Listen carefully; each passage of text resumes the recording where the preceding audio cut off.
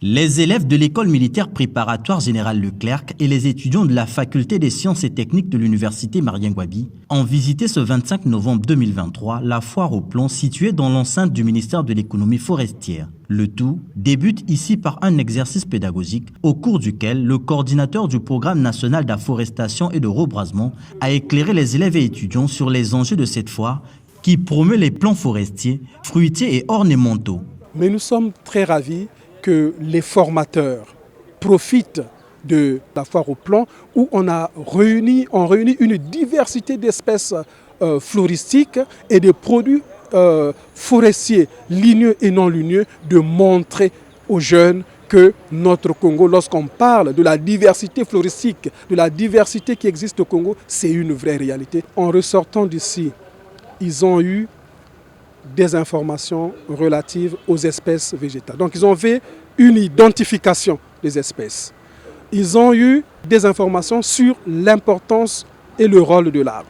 Ils ont eu le culturel, la tradition de chez nous. Quel est le rôle traditionnel des arbres dans notre société? Et ils ont eu le volet gestion durable, biodiversité, conservation. Ils ont eu également des informations sur la valorisation des plantations forestières et agroforestières. D'une pépinière à une autre, la visite a permis de découvrir la diversité des plants, mais aussi leurs valeurs rajoutées.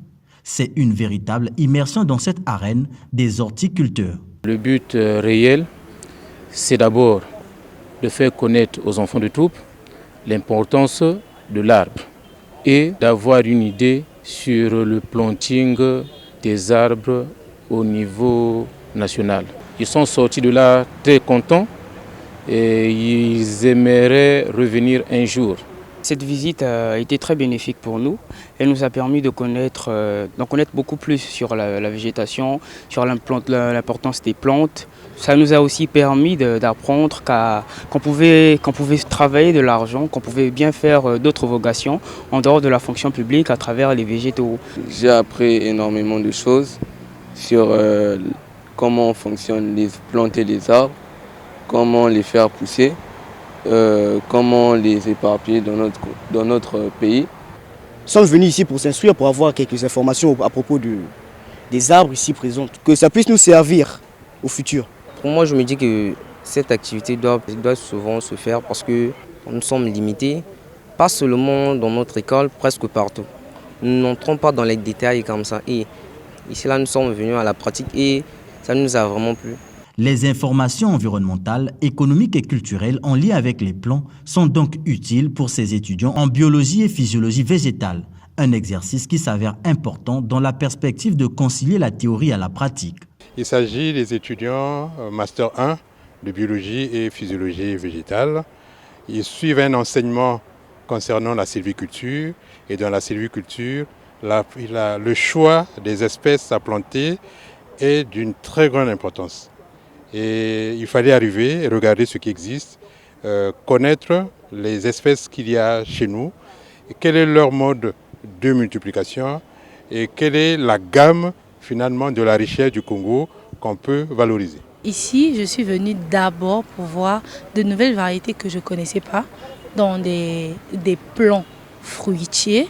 Et ici, dans ce qu'on m'a quand même dit, je me suis rendu compte qu'en fait, je peux me faire de l'argent aussi facilement avec la multiplication végétative dans la biotechnologie appliquée dans la production des plants à usage fruitier et puis la valorisation des plantes africaines en fait. On a appris beaucoup d'éléments, notamment les techniques de multiplication végétative.